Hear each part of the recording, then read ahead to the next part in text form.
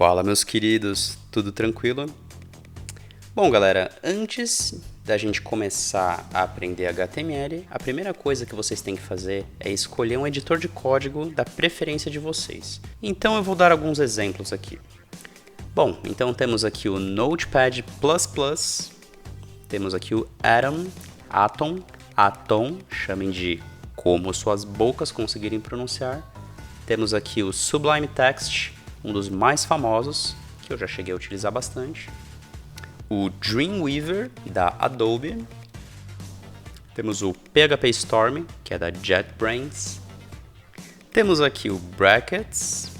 E o editor que eu estou usando atualmente, e que na minha opinião é um dos melhores, mais completo, mais intuitivo, um dos melhores editores que eu utilizei até o momento.